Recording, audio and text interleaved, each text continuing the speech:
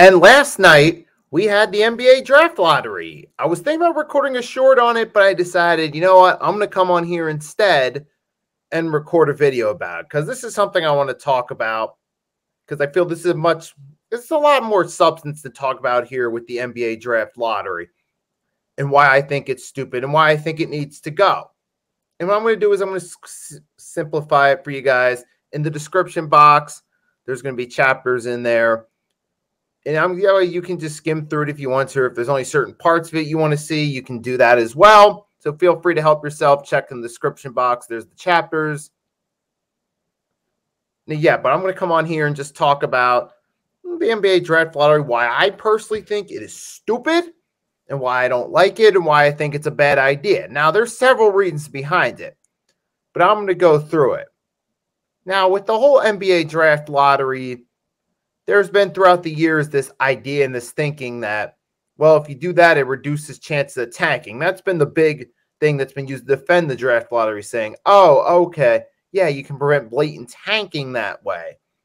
And that way it's better for the league and all that. But in reality, that doesn't work because teams are still going to tank. If teams are under the impression that their odds of getting the top pick or will be higher if they lose more games, they're still going to try to tank. And for teams that know they don't really have anywhere to go in the future, they're still going to do it, hoping that it'll increase their chances of getting a higher draft pick. So that philosophy right there, it prevents blatant tanking. Well, it doesn't necessarily stop it from happening now, does it? So that's a poor argument right there as to, oh, well, you need a draft lottery. But the thing is with the draft lottery, one, over the years, it seems like it's been rigged. Like there are certain situations where the draft lottery, things turn out a little too conveniently. Seems a little too perfect how everything works out. Seems like a player lands in the perfect spot, in the perfect big market city, where the perfect rivalry set up, or they'll be set in the perfect situation to succeed, and the league can profit off that player being a star. They can profit off a big rivalry between two big market city teams, like case in point, Patrick Ewing in 1985. It just seems a little all too convenient that the Knicks get that #1 overall pick. You're coming into the 85 offseason off of Michael Jordan having a sensational rookie year. You knew he was going to be a star for years to come. You had Michael Jordan in the Eastern Conference with the Chicago Bulls, Chicago being a big media market city. And this was right before the Chicago Bears won their first and only Super Bowl. Chicago sports was trending upward at that point. And then you get the New York Knicks were in the draft lottery sweepstakes. Again, the biggest market city in the United States. And then you have New York, Chicago in the same conference. Michael Jordan's already with the Bulls. And then you get Patrick Ewing with the Knicks. If they win the draft lottery, then you can set up a rivalry for years to come between two of the NBA's biggest stars and two of the biggest market cities in the NBA, New York and Chicago. Doesn't it just seem a little too convenient how it works out that way there? Let's go to 92. The Minnesota Timberwolves were the worst team in the NBA. They should have gotten the #1 pick, but the Orlando Magic got it. It just seemed a little bit better for the NBA's best interest to have Shaq go to Orlando, right by Disney. That big market right there in Disney. Seems like a perfect fit. Shaq, who you knew was going to be a star, barring a serious injury. You knew it was going to be profitable for the league, so it made sense for the NBA.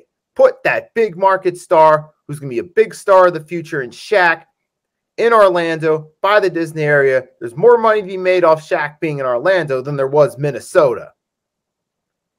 Next. Then you come forward, even look at David Robinson with the San Antonio Spurs. You knew, what year was it? It was 87. You knew you had a 2-year naval commitment before he played, but you wanted to make sure you had David Robinson set. You had the Spurs set with something for the future. And San Antonio, Texas seemed like the perfect fit for David Robinson's clean-cut image.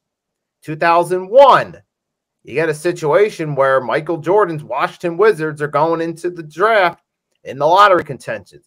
There was a lot of buzz around Jordan being an executive. They didn't know he was coming back to the court yet, but there was a lot of buzz around it. The spotlight was going to be on the Wizards. They were going to be relevant. Of course, the NBA wanted to make sure that their biggest star as a player in terms of money-wise was going to be set up to succeed as an executive with the best chance possible. And they felt the best chance possible, give the Wizards #1 pick. Obviously, it didn't work out that way with Kwame Brown, either for reasons of poor starting situation, shattered his confidence, laziness, a combination of the two. That's a whole nother subject.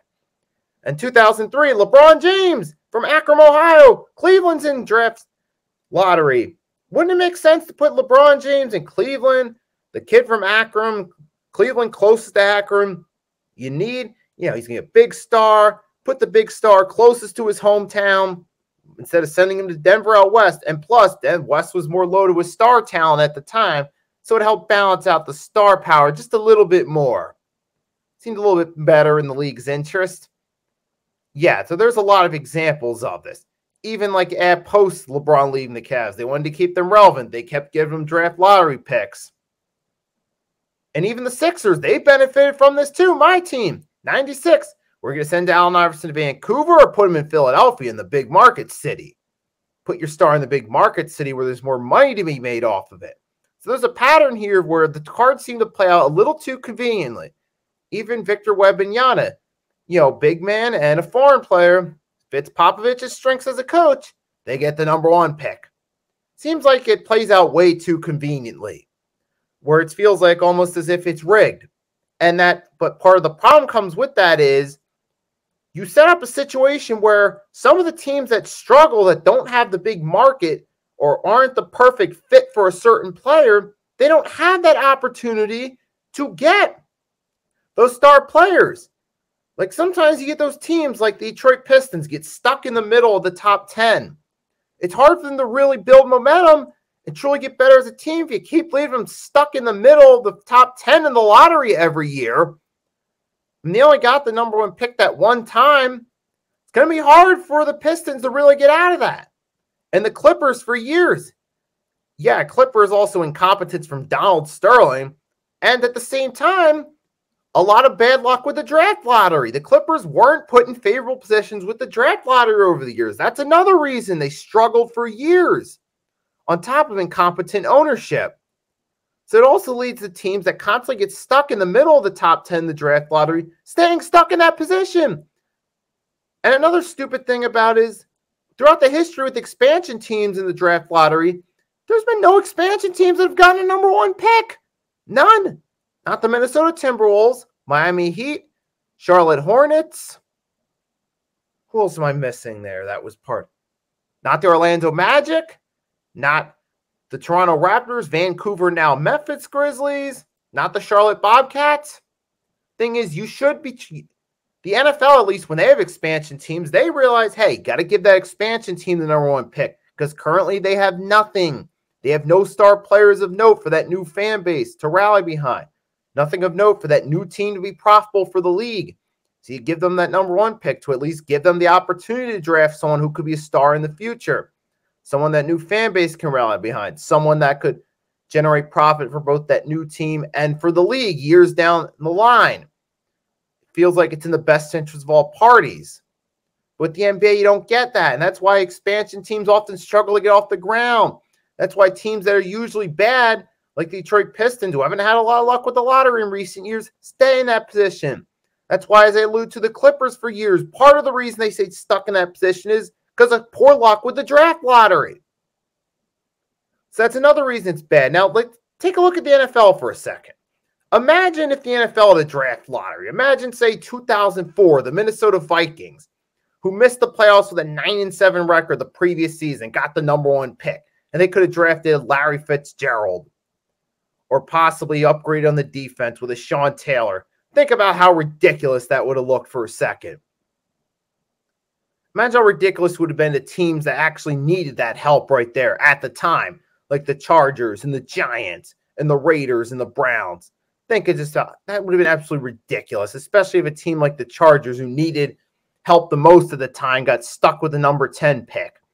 Or imagine if, say, in like 2007, the Green Bay Packers, who were fresh off an 8-8 season, had the #1 pick, and they had the chance to get an Adrian Peterson or a Calvin Johnson.